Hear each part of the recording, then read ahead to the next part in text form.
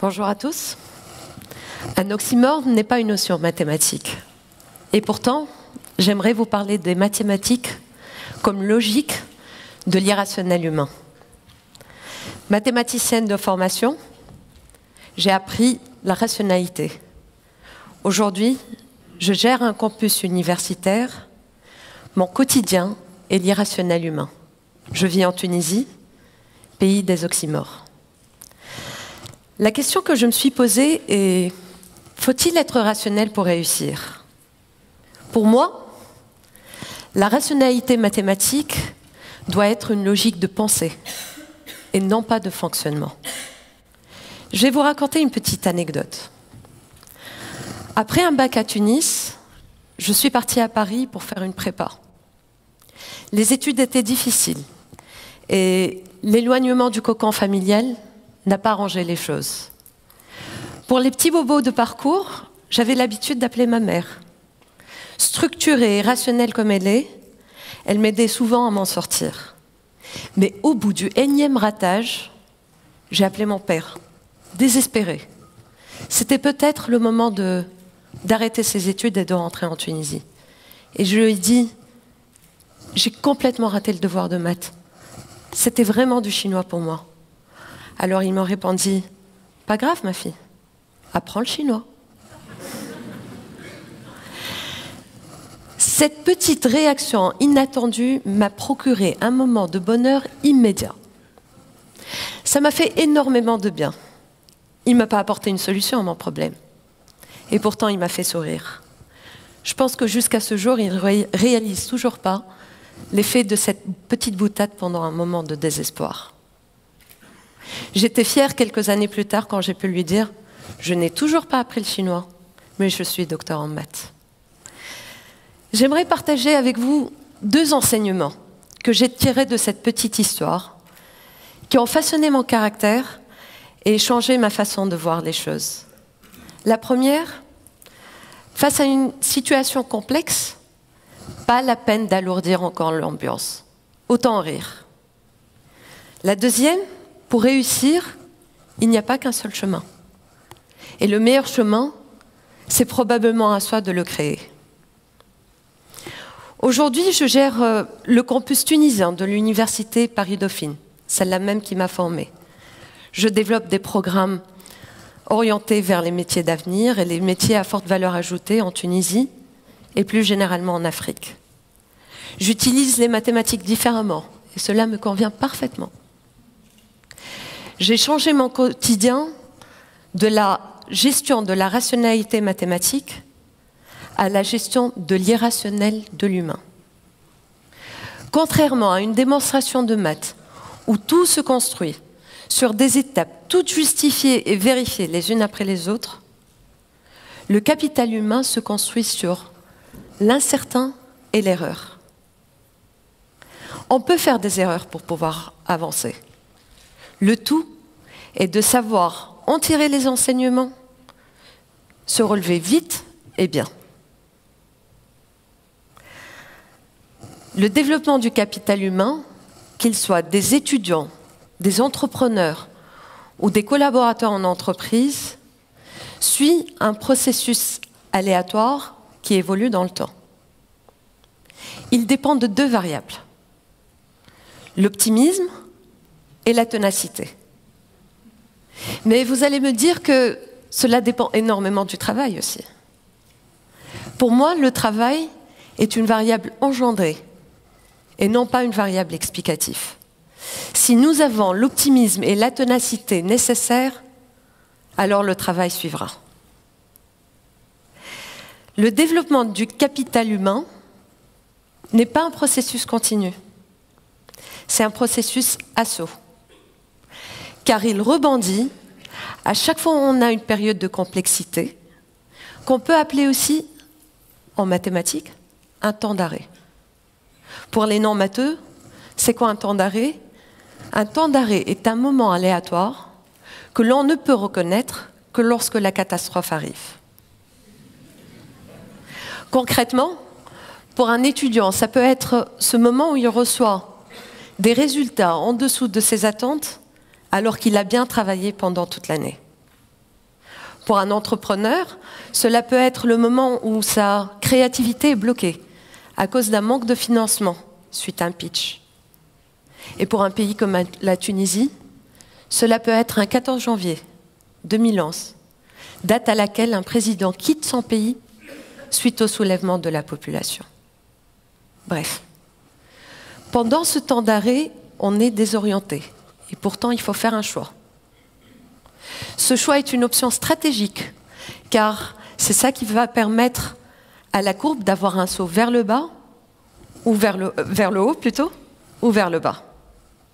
C'est bien sûr une option backward, car la décision qu'on va prendre dépend énormément des expériences, succès et échecs passés.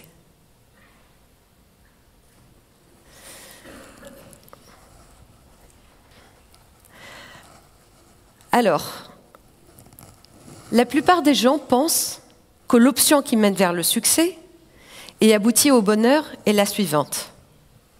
Il faut travailler dur. Et si on travaille dur, alors on réussit mieux.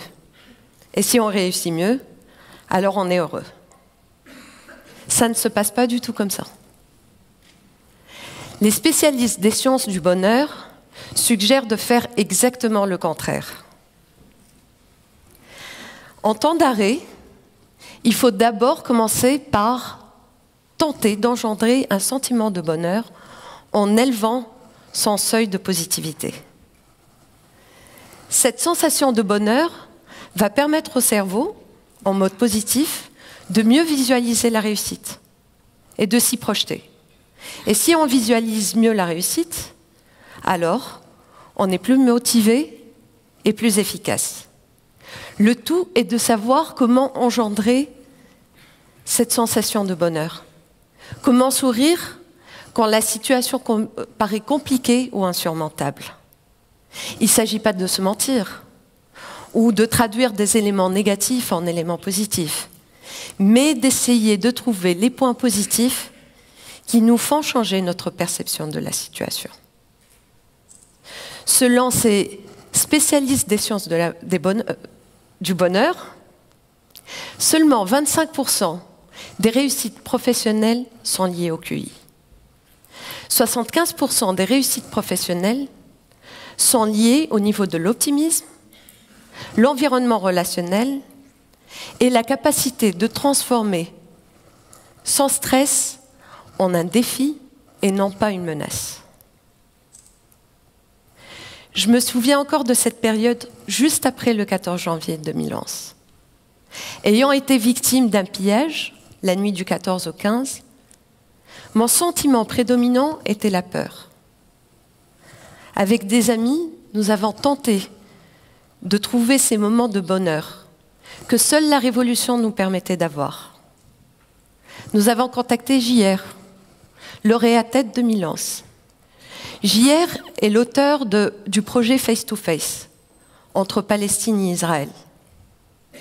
Nous avons photographié et collé une mosaïque de photos de Tunisiens partout en Tunisie en remplacement de la photo du président déchu.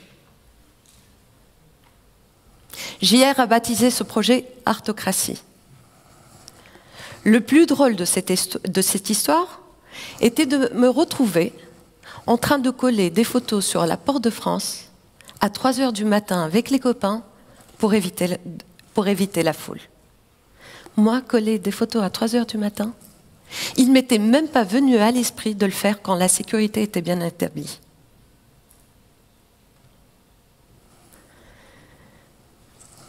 Certes, ces moments de bonheur n'ont aucun impact sur la situation économique et sociale du pays.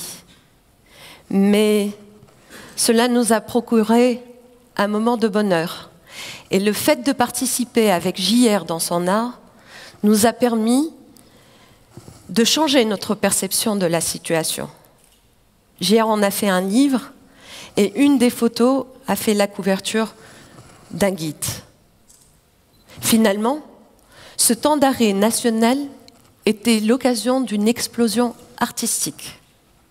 Nous sommes passés de 23 ans de dictature et de pensée unique à un débordement de liberté d'expression. On a découvert des rappeurs underground en même temps que des niqabés et des barbus. On s'est même retrouvé avec une fémène tunisienne en même temps que des prédicateurs moyenâgeux invités dans nos mosquées. Tous tunisiens et ont eu la même éducation et la même histoire. Alors si certains voient en mon pays cette complexité d'être à la fois arabe, musulman et démocrate, moi je vois cet oxymore qui est en train de tracer son propre chemin vers un avenir plus prospère.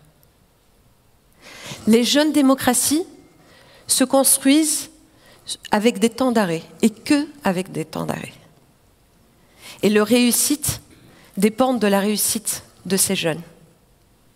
Et c'est particulièrement ces jeunes qui voient en ces temps d'arrêt une opportunité de s'exprimer, de participer, de construire, qui pourront nous garantir le succès et l'espoir de demain. Alors en étant femme tunisienne, mathématicienne et directrice d'un campus, je suis convaincue que mon rôle est d'accompagner ces jeunes dans leur propre trajectoire, afin qu'ils réussissent en tant qu'étudiants, mais mieux encore, en tant que citoyens. Merci beaucoup.